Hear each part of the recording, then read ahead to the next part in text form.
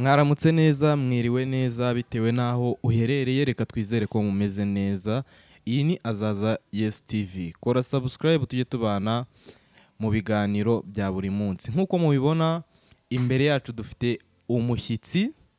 Gusa mbere y'uko tumwakira, reka mbanze nsuhuze abantu mudukurikiye muri mu ntara enye zose z'igihugu, abari mu mujyi wa Kigali ndetse n'abatuye hanze y'u Rwanda. Reka twizere ko mumeze neza, kandi niyo byaba bitameze neza uyu munsi, ejo byaba bimeze neza. Isi niko yubakitse. Reka twakire umutumirwa wacu. Umeze neza? Ameze neza, ndabashuhuje nanjye mwese aho muherereye mu mpande enye z'isi yose, abari mu Rwanda, muri Amerika, abari mu bindi bihugu ku migabane igize isi, Yego. abakunzi badukurikiranye mu Burundi, ari muri Amerika, muri Australia, mu Bufaransa, ahantu hose hatandukanye. Nanjye ndabasuhuje, amazina nitwa Emmanuel, ndi umugabo, ndubatse, umugabo w'abana 2, ndashima Imana. Emmanuel, Karame. nk'uko tubibona wambaye neza, urasa neza. Ibi byose ni imirimo y'Imana, n'imbaraga z'Imana. Twagiye tubona ikiganza cy'Imana cyo cyatwambitse, ni amashimwe ageretse ku yandi. Amen. Ntubibone gutya ngo ugire ngo niko byari biri. Twari turaho twaratagangare mu butayu, twambaye ubusa, ariko hamwe no gusenga no kwinginga Imana itugirira neza, iratwambika. Ni amashimwe. Yego. Reka tuguhe umwanya ugire icyo ugeza abakunzi ba Azaza Yes TV. Hanyuma Azaza Yes TV, ubu ntabwo nkiri umushyitsi, nabaye umwe muri ba mwebwe, hamwe n'abadukurikiye mwese. Mwiyumvemo ikaze, gusa ni byiza, ni by'agaciro. Uyu mwanya muduhaye ni mwiza cyane. Hanyuma nabwiraga abantu bakurikirana ibiganiro bya Azaza Yes TV, ni by'agaciro, kandi mujye musapotinga abantu b'Imana, mukore share, mukore comment, mwandike, mudukurikirane, kuko ni byiza. Gukurikirana iby'ubwami bw'Imana ni byiza. Hanyuma muri iki gitondo, nk'uko bisanzwe, ndi umuvugabutumwa mu yandi magambo. Imana rero yampaye ijambo ngo ngeze ku bantu bakunda ijambo ry'Imana. Abantu bakunda ijambo ry'Imana si benshi, ariko ndashaka kuvuga abantu bakunda ijambo ry'Imana. Imana yampaye ijambo ngo ndibazanire ry'Imana. Hanyuma y'ibyo rero, wowe ukunda ijambo ry'Imana, shayaringa abandi bantu b'abakunzi b'ijambo ry'Imana, ukore comment, ukore kuri sabo, ukande like, kugira ngo ubutumwa bw'Imana udufashe kwamamaza ubutumwa mu mpande enye z'isi. Mfite ijambo ry'Imana riri mu gitabo cyo gutegekwa kwa 2. Ndifashisha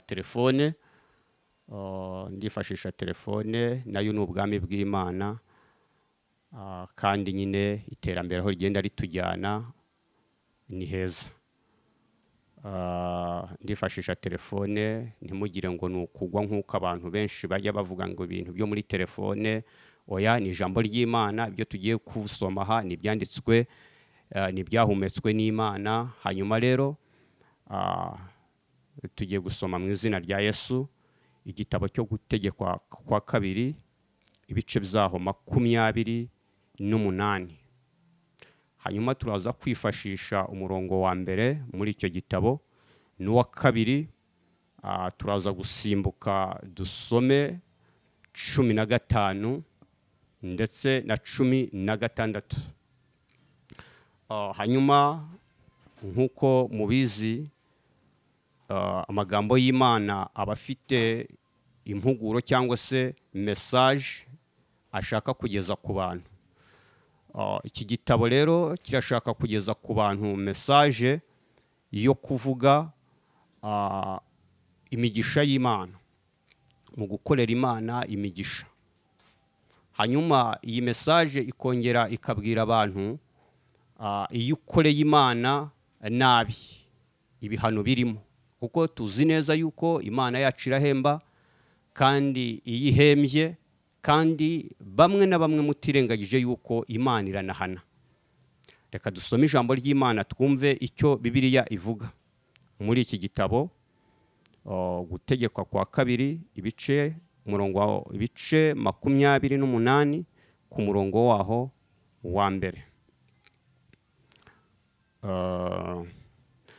Bibiliya iravuze ngo nugira umwete wo kumvira Uwiteka Imana yawe n'uwo kwitondera amategeko yayo yose ngutegeka uyu munsi, Uwiteka Imana yawe izagusumbisha amahanga yose yo mu isi. Umurongo waho wa kabiri haravuze ngo kandi iyi migisha yose izakuzaho kugezaho niwumvira Uwiteka Imana yawe. Dusimbuke tujye 15 muri icyo gitabo n'ubundi ntuharenge. 15 haravuze ngo ariko nutumvira Uwiteka Imana yawe ngo witondere amategeko yayo y'uburyo bwose ngutegeka uyu munsi, iyi mivumo yose izakuzaho ikugereho. 16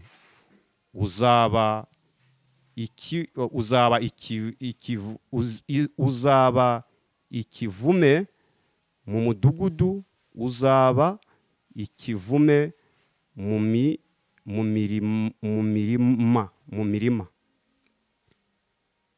Yesu aguha umugisha wowe ukurikiranye ijambo ry'Imana kuri Azaza Yes TV. Dusomye ijambo ry'Imana muri iki gitabo ku murongo waho wa mbere, haravuze ngo nugira umwete, wowe nugira umwete wo kumvira amategeko Imana igutegeka, uzabona umugisha, uzabona ingororano, uzabona inyungu zigeretse mu gukorera Imana, uzabona inyungu nyinshi. Uvuga ngo nugira umwete wo kumvira Imana yawe n'uwo kwitondera amategeko igutegeka, uzabona umugisha, uzagororerwa, Imana izaguhemba, uzajya ubona support y'Imana, uzabona ikiganza cy'Imana, Imana izakugirira neza, uzaba mu bwami bw'Imana umeze neza, uzakorera Imana uguwe neza. Ariko hepfo yaho 15 havuze ngo ariko nutitondera amategeko Imana igutegeka, hari imivumo iguteganyirijwe. Mu mudugudu uzangwa, mu mudugudu uzafatwaho ijambo, mu mudugudu uzaba umuntu utagira agaciro kubera ko wanze kumvira Imana. Hari ingororano z'abantu bumviye Imana, hari n'ingororano z'abantu basuzugura Imana, hari ingororano z'abantu bubaha Imana, bakorera Imana neza, batayiryarya, batayibeshya, batishushanya, batagoreka ibyayo, batanyura hirya no hino, batabifatikanya no kujya mu bapfumu, batabifatikanya no kuraguza. Hari ingororano Imana ikugororera. Ku muntu wese ukurikira ubutumwa bw'ijambo ry'Imana, hari ingororano aho uherera mu kazi hose, waba ubwumvira mu maekuteri, hanyuma ukumva iki ijambo ry'Imana rigusaba n'icyo rigutegeka, hari ingororano. Niba Imana ikubwiye ngo ntugahohotere mugenzi wawe, Imana ikakubwira ngo genda gutya ukagenda mu nzira z'Uwiteka, Imana izakugororera.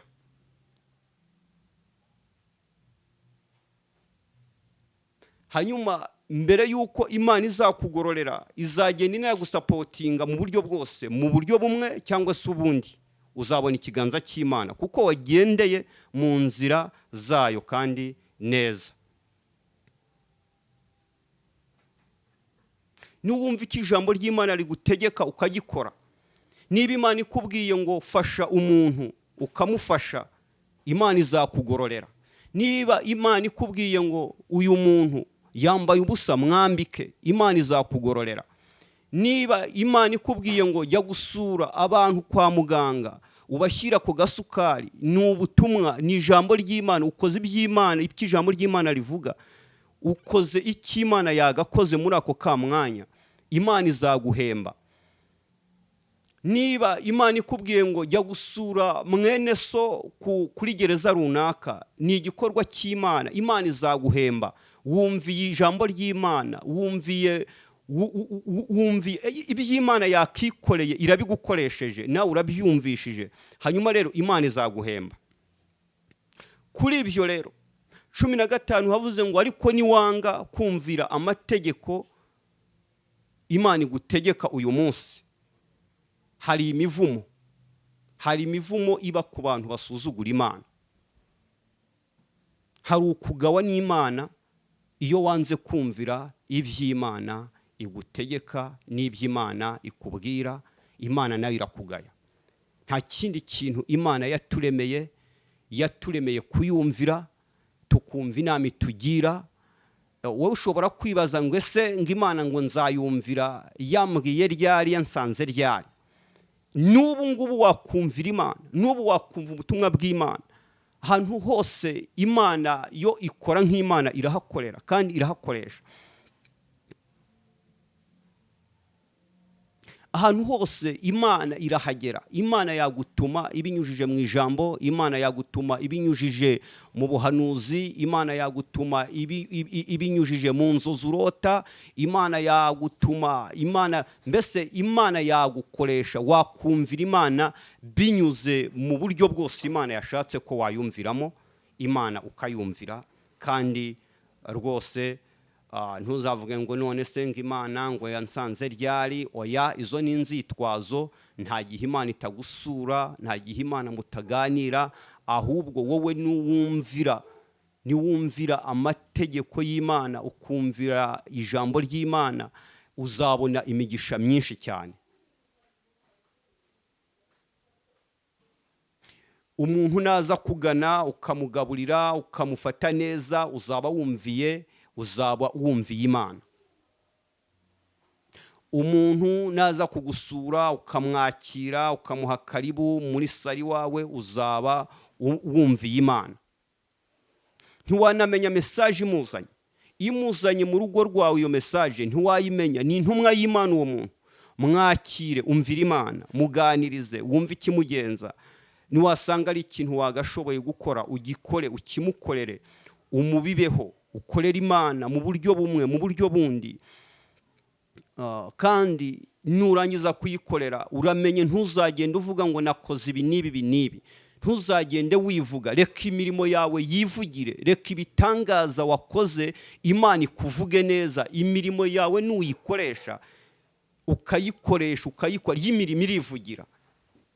Yesu aguhe umugisha mwinshi. Kandi wowe ugiye gukora, ugiye kumvira Imana ikigusaba n'amategeko yayo, Imana iguha umugisha mwinshi. Imana ikublessinge nawe, kuko nawe wafashije Imana kublessinga abandi, nawe Imana ikublessinge. Wowe ugiye kumvira Imana ugakora iby'ijambo ry'Imana rivuze. Kuko iki gitabo Imana yagishyiraho kugira ngo wumve. Harimo imigisha mu gukorera Imana, kandi harimo n'imivumo mu kudakorera Imana.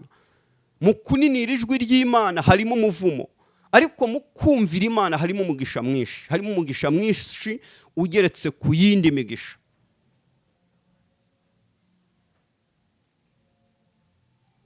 Kandi hejuru y'ibyo turaza gusenga Imana, turaza gusoza dusenga Imana, kugira ngo Imana iguhe imbaraga zigushoboze muri byose. Imana iguhe imbaraga zigushoboza mu kuyumvira, mu kumva amategeko yayo. Turaza gusenga Imana kugira ngo Imana ikubashishe. Bibiliya iravuga ngo tushobozwa byose na Kristo, kuko Kristo niwe uduha imbaraga. Dushobozwa byose n'ijuru, kuko ijuru niryo riduha sapoti z'imbaraga. Wowe ibyo bintu ntabwo wabyishoboza, nta nubwo wanabyiyumvisha, ariko isengesho tugiye gusenga muri aka kamwanya riragushoboza mu izina rya Yesu. Kandi isengesho turi busenge riragukingurira amarembo.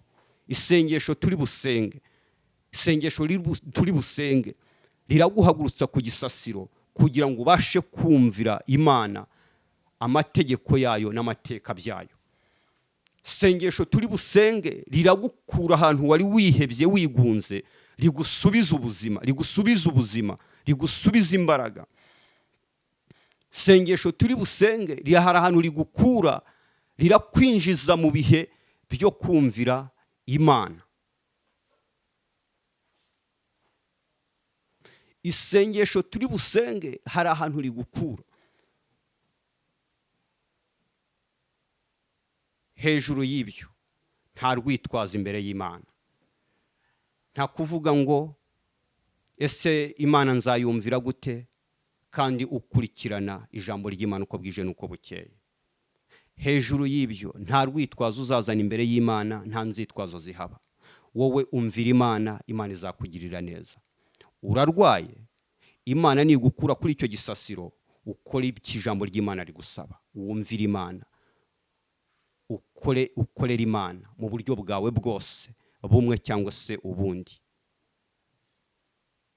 Wari uri mu bwihebe bw'agahinda, isi yari yaragutsikamije amaganya no kwiheba byayo, niwumvira Imana, Imana iragukura muri ibyo byose wari wihebeyemo. Wumvaga ikigeragezo cy'uburwayi bwawe kikwihebesheje, ukumva ibintu by'Imana wabivamo, ukumva ntiwakongera kumva ijwi ry'Imana. Imana igiye kuguterura aho hantu, maze nawe uzayumvire, wumve ijambo ry'Imana rigusaba.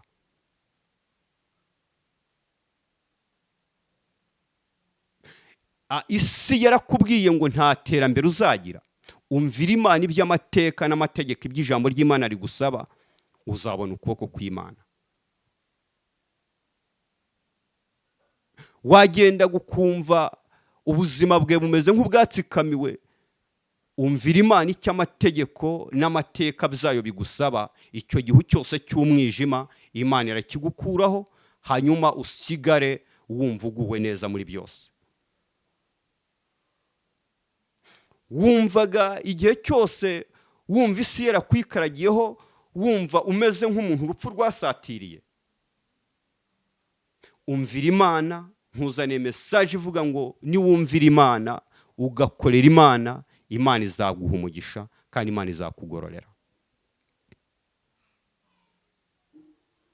Niwumvira Imana, Imana nayo izakumvira. Biravuga ngo abantu mwese, abantu turushye turemerewe, biravuga ngo yemwe abarushye n'abaremerewe, muze munsange ndabaruhura. Nutagira ifeza n'izahabu, azavome ku mazi ku buntu.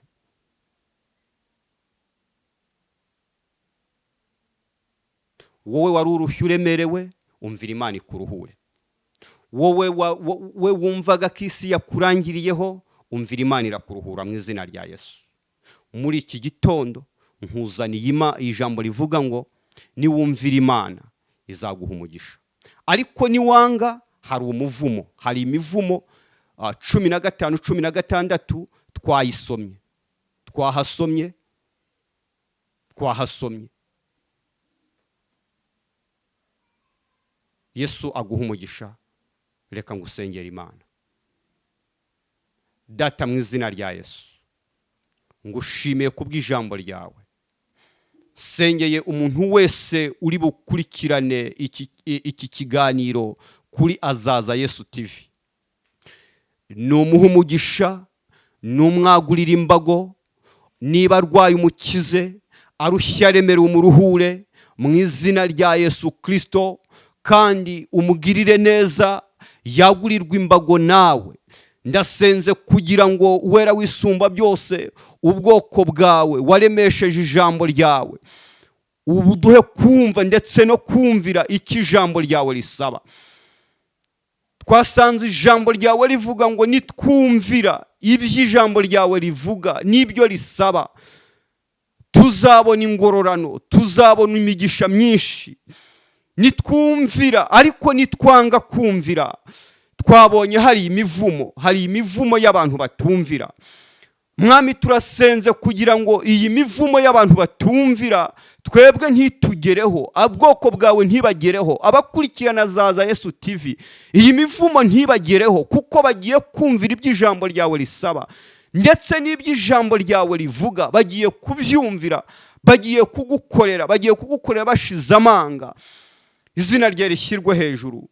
Ndasengera umuntu wese ukurikiranye Azaza Yesu TV, umugirire neza, umwambike imbaraga kandi umuhe umugisha. Izina rye rishyirwe hejuru, ubwami bwawe buganze ku buzima bw'ubwoko bwawe. Tubisabye Imana Data n'Umwana n'Umwuka Wera. Amen.